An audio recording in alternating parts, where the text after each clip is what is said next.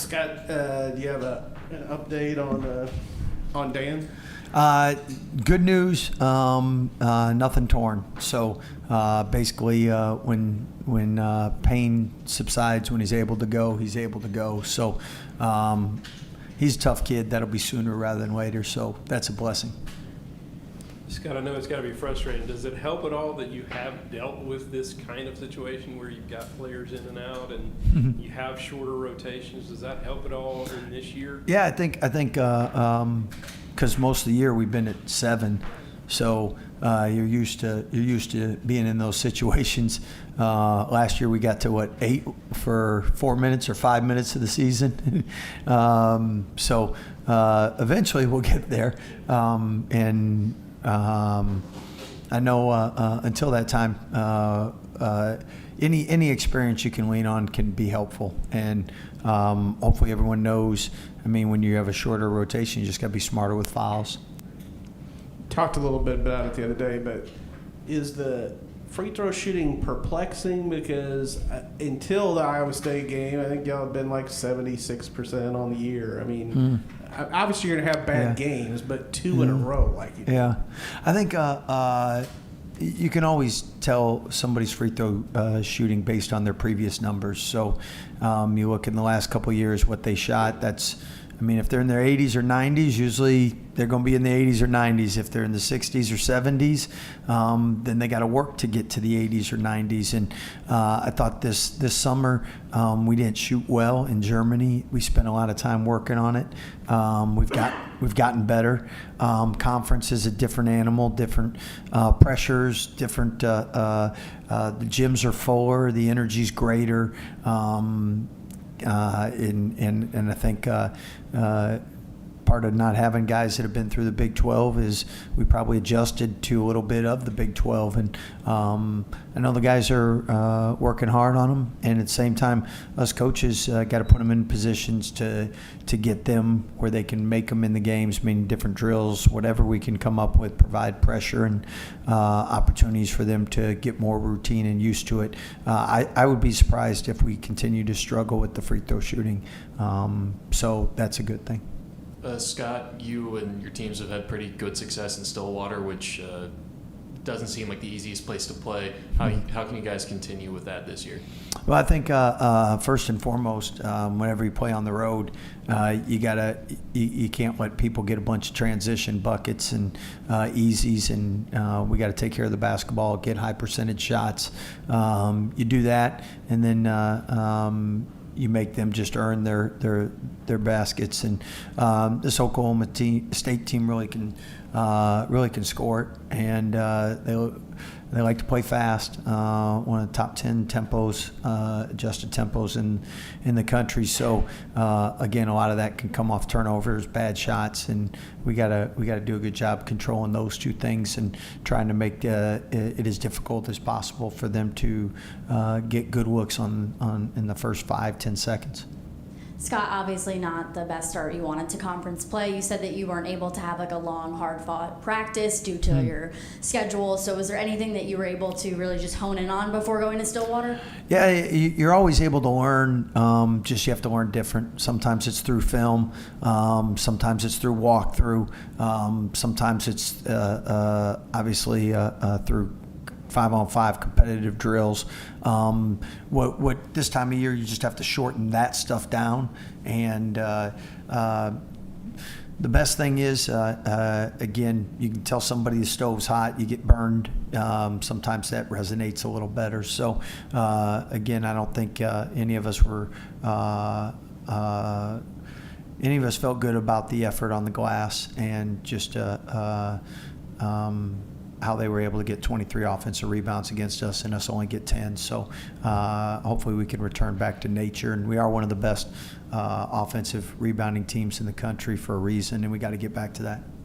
Hi, Scott. And talking about returning back to nature, how do you get the players' mindset, to be in that positive form, considering you guys are 0-3? How do you, get in the locker room and say, hey, guys, this is what we can do, or just give them some kind of perspective that's looking up? Well, I think first and foremost is just looking at the past. And if you look at the past, the last 3 years, we've had 3-game losing streaks and been top 3 seed in the NCAA 2 of those years. So I think in the Big 12, you're going to have losing streaks. You try to make them 1 or 2 games and not 3 or 4, but that's part of what everyone signed up for, and that's part of being a basketball player. When you don't have a good game, you got to have that confidence in yourself that it's next play mentality.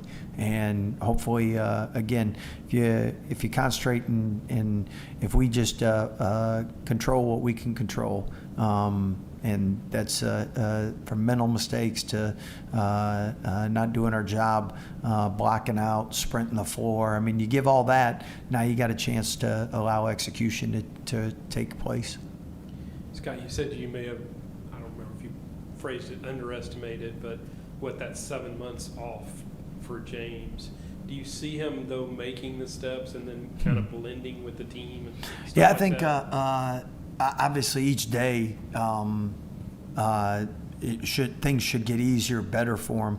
At the same time, I mean, you think about it. In June, in July, you're putting in offense, you're putting in defense, you're drilling it, and so much practice. September, October. I mean, it's not like he's coming in where he's battling 2 or 3 things. First, he's got to get in game shape. Then he's got to get up to the game speed. And adrenaline's different it's like anyone that's trained for a marathon. I never will, but I've been told, all right? Like when that gun goes off, it's just different than you running by yourself. So, I mean, the more he plays, the better that'll be. Better his condition and stamina will be, the more comfortable he'll feel with stuff. But, I mean, it is a different game. I mean, NBA,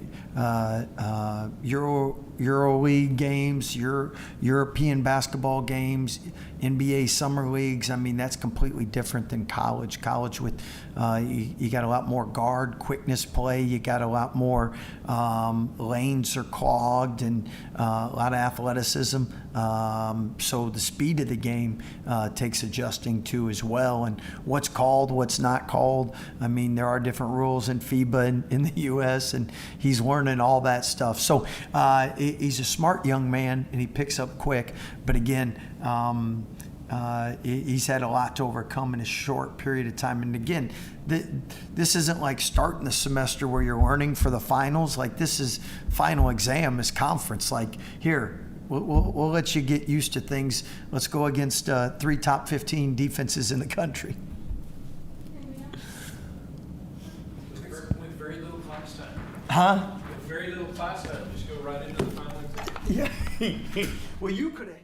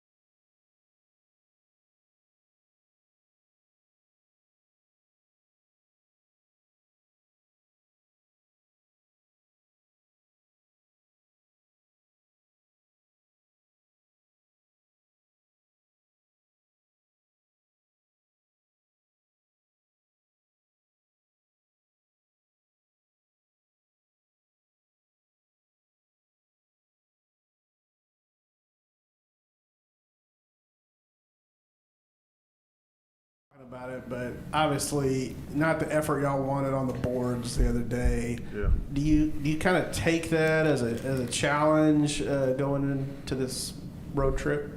I mean, definitely. I mean, like you said, we got to improve on the defensive rebounding side. Offensively, we've been really good this whole year rebounding the ball, and we're just going to transfer that to the defensive end. And so we adjusted some things in practice and stuff, and I think it's going to help us a lot in getting those rebounds now. Michael, does it help that y'all have had 7-man rotations in the past? I mean, with Dan possibly being out, and maybe does your role change now with him out? I mean, yeah, we've been in a similar situation before we had James, right? Only had a 7-man rotation. Now it's sadly Dan who's out, so that's gonna shift our 7-man rotation back again. But we all have the same approach. We're really versatile. We got a lot of people who can play basketball. And what coach always says, we have like 7 people starting. Everybody can start first. Everybody has their role. Everybody knows how to play together. So we got to figure it out and adjust from there. Caden, as a team prior to the Iowa State game, you guys were a pretty good free throw shooting team, like 76% on the year. Obviously 2 tough games in a row. How is that something where it gets in your head? Like, how do you get past that? I think just getting past it is just seeing it go in. I know a lot of the guys, me especially, stayed after today, yesterday, practice even after the games, just shooting free throws. Like you said, before going into conference, we were a good free throw shooting team. We're a good free throw shooting team. It's just getting back into rhythm. For both of y'all, as guys who are new to the Big 12, do you feel like through these first 3 games, you kind of feel like you've arrived in the Big 12, feel like you have a better understanding of what it takes to get the job done in the Big 12 after 3 games? I definitely think, me especially, just getting here and playing the first 3 games, and especially with the first 3 games that we had playing TCU, Houston, and Iowa State, it was a great learning experience for everybody on the team that's new. Just how the game's going to be officiated, what we can get away with, what we can't get away with, how it's all going to be played. And so to have that experience underneath our belts going forward, it's just been something that we're extremely grateful for. Obviously, we learned from our mistakes in the previous 3 outcomes, and so we know what we need to do in order to fix that. So I think everybody, along with me and Mikey, are we've been well prepared after these first 3. Yeah, and my question is for either of you. Obviously, you can only be as well prepared as possible. I mean, each team that you play is going to be different. What do you think is one of the biggest hurdles you guys are going to face against face against Oklahoma?